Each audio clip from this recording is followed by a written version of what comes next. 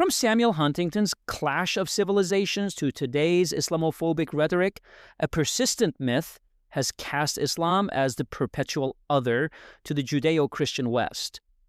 This narrative has been fueled by systematic attempts to frame Islam as inherently opposed to freedom. Yet such claims rest on no factual foundation. On the contrary, history speaks powerfully against these distortions, showing long traditions of intellectual exchange and shared principles. Did you have a chance to visit Thomas Jefferson's house, Monticello? Imagine you're now magically there at the instant. Golden rays from the Virginian sun poured through the tall windows, casting long shadows across the polished wood floor of the parlor. The air is still, reverent. You step inside, and your eyes are drawn to the portraits in the parlor. Framed next to each other in solemn dignity, Francis Bacon, Isaac Newton, and John Locke, those whom Jefferson declared as the three greatest men that have ever lived. Jefferson especially revered Locke's political philosophy. Locke's ideas on natural rights, government by consent, and the right to revolution directly influenced Jefferson's authorship of the Declaration of Independence. You get closer to Locke's portrait, he's looking at you in the eye. Your breath catches. You lean in further. The portrait seems to shift. Liberty is always in danger. They watched me. In Holland, in London, I fled through the smoke of conspiracies.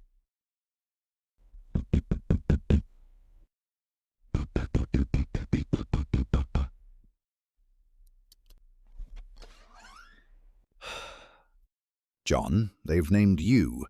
Shaftesbury's men are compromised. The King's men say you gave them shelter. They've arrested several. Wallace, even Ferguson. You're not safe. In the tense summer of 1683, London simmered with suspicion and fear. The failed assassination attempt to kill King Charles II and his brother James shook the kingdom. Locke, already under surveillance for his political associations, knew he was in peril. Though there is no evidence Locke was directly involved in the plot, he was a known associate of many of the accused. He had long served as physician, secretary, and confidant to Anthony Ashley Cooper, the first Earl of Shaftesbury, one of the most powerful Republican leaders of the era.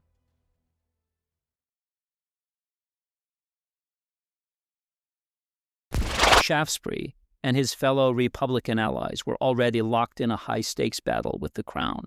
Their target was the king's brother, James, who had abandoned the Anglican fold and embraced Catholicism, a move that sent shudders through Protestant England.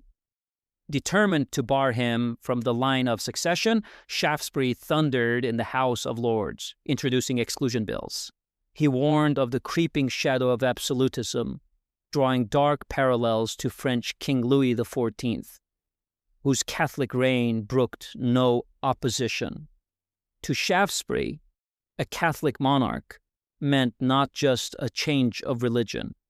It meant the slow death of English liberty. But this principled resistance took a dangerous turn. An assassination plot to eliminate James was uncovered. What had begun as a defense of law and liberty now looked in the public eye like treason. The monarchy moved swiftly and vengefully. Shaftesbury and his circle were no longer defenders of freedom. They were now marked men.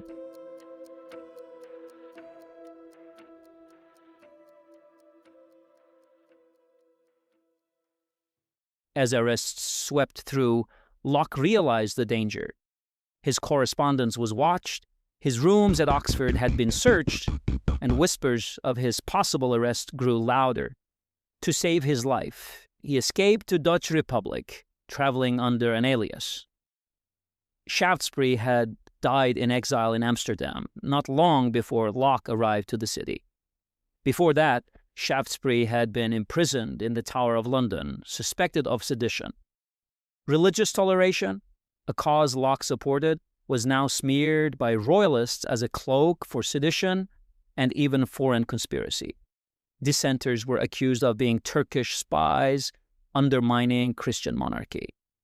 After all, the Ottomans were at the gates of Vienna to expand their influence to Central Europe. And Ottomans were receiving strong support from some Protestants in Eastern Europe, primarily in Hungary, led by Imre Thököly, known in England as Count Thököly. Those East Europeans were pejoratively called as Mahometan Protestants. In the royalist satires, Shaftesbury and radical Protestant dissenters were also depicted as Mahometan Protestant heretics.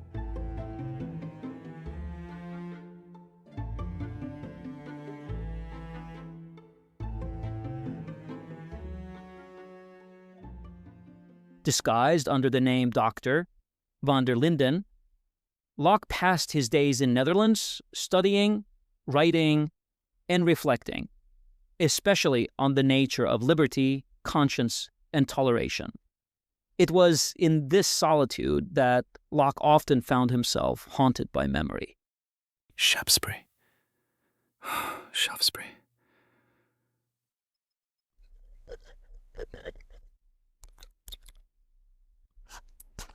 Shaftesbury had saved Locke's medical career, employing him as a physician and confidant for about 16 years.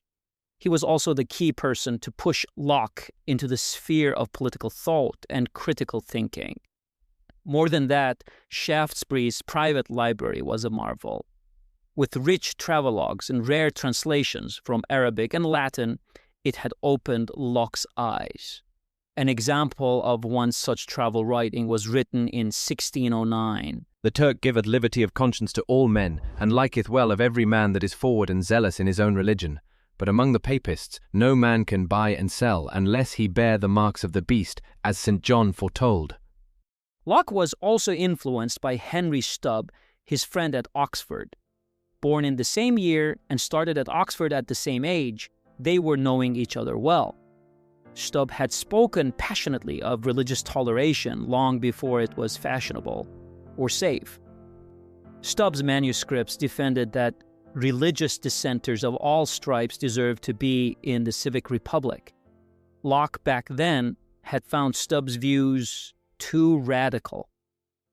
In their friendly letter exchanges, Locke had recoiled at Stubbe's boldness and dismissed some of Stubbe's views as impractical. Stubbe later circulated a secret book where he refuted the myths on Islam with a lengthy examination of Islam's history.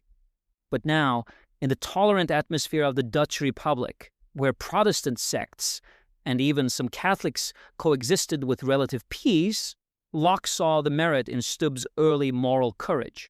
Locke, years later, had arrived at similar conclusions, but only after a longer, more cautious path.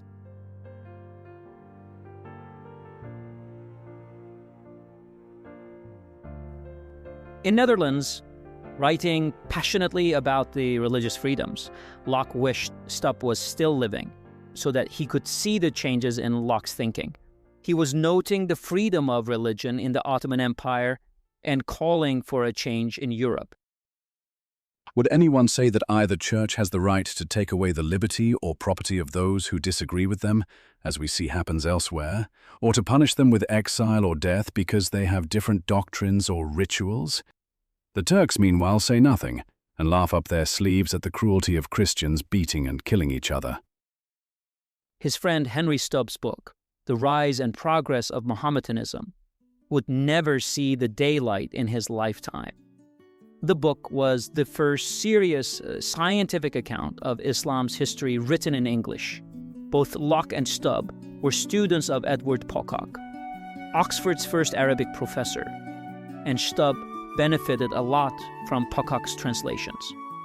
Stubbe also did something no one did before. He studied the writings of Christian Arabs, those who had lived among Muslims, broken bread with them, and worshipped beside them. These accounts were in stark contrast with the Crusader myths in Latin Christendom. Beyond the historical analysis, Stubbe's manuscript reimagined England's republican ideals through an Islamic lens. Stubbe invoked Mosaical constitutions, the ancient covenantal law of Judaizing Christians, as a foundation for liberty. He viewed the Prophet Muhammad as a prophet legislator, a political reformer in the mold of Moses. The dexterity of the shoot that the prudent may be absolute without tyranny, or without regretting their subjects or enfeebling their spirits. That the arts of government consist not in the show, but use of authority, the true use whereof is to insinuate itself into men's affections, or convince their reason, not to impose upon their understanding, or force their will. Here, the kinship with Thomas Hobbes is unmistakable. Stubbe had translated Leviathan into Latin, and their philosophical exchange left its mark. Like Hobbes, Stubbe saw in Mosaic law the roots of a civil commonwealth, one that bound priests to the state and disarmed theocratic ambitions. But where Hobbes grounded his vision in the Hebrew Bible, Stubbe pushed further, arguing that Islam had achieved what Christian Europe had failed to do: toleration, order, and civic peace. His work was dangerous. So dangerous, in fact, that to publish it openly would have been a death sentence. Instead, Stubbe became a quiet insurgent, circulating his manuscript among the underground web of Republican dissenters and radical thinkers. Islam, Stubbe argued, offered protection to Christians and Jews, not persecution. Its prophet dismantled aristocratic corruption, abolished priestly monopolies, and established a republic rooted in justice and restraint. Where European kings persecuted dissenters and hoarded wealth, Muhammad instituted a social contract, one that protected property, curbed tyranny, and rejected both inherited nobility and ministerial greed.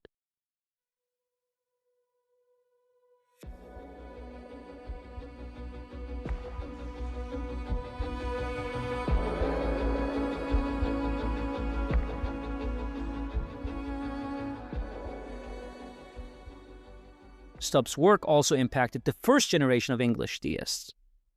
This secret manuscript gained traction among anti-Trinitarian groups as Stubbe was attacking the church doctrine at its head. Stubbe argued that Islam's prophet was the restorer of the original Christianity by emphasizing the unity of God and upholding reason and faith.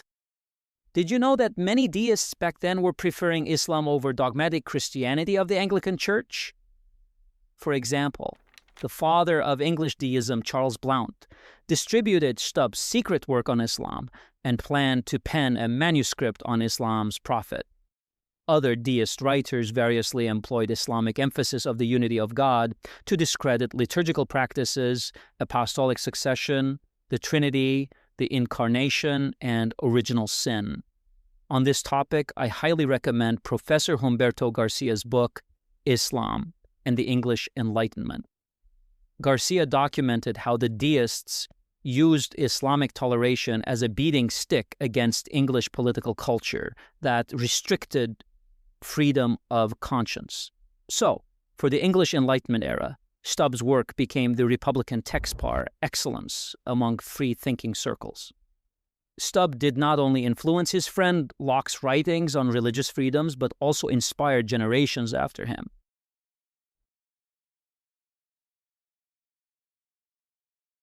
When Locke returned to England in the wake of the Glorious Revolution, he began to put his ideas into print. Like Stubbe, Locke struck directly at the authority of church dogma, unsettling the sacred props on which monarchy rested. Locke's major religious work, The Reasonableness of Christianity, had a lasting impact among freethinkers and shaped Jefferson's mind. Locke became the target of attacks, accused of espousing ideas drawn from the so-called Mohammedan Bible and denounced for holding views no other than the faith of a Turk.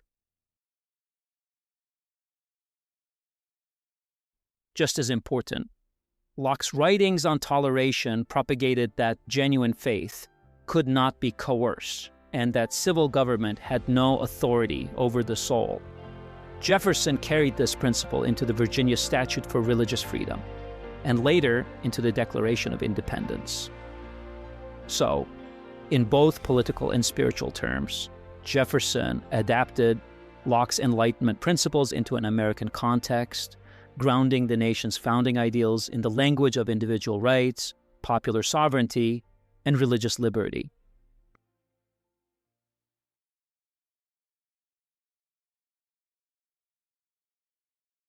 Regarding the origins of Christianity and freedom from priestcraft, a famous professor at Cambridge was deeply engaged in secret writing and reflection. He was a friend of John Locke, and he was circulating his manuscripts privately. Locke especially admired his friend's secret book on monotheism and proposed publishing it in Amsterdam. But his friend refused, fearing exposure would destroy his career at Cambridge. These writings would remain hidden until long after the author's death. Ask Jefferson why I still speak. That's when you realize you're standing too close to Locke's portrait in Jefferson's house. But the voice is not Locke's. You take a step back, turn toward the sound, and see the portrait beside him. Isaac Newton, the Cambridge professor, the author of those forbidden manuscripts. That's in the next episode.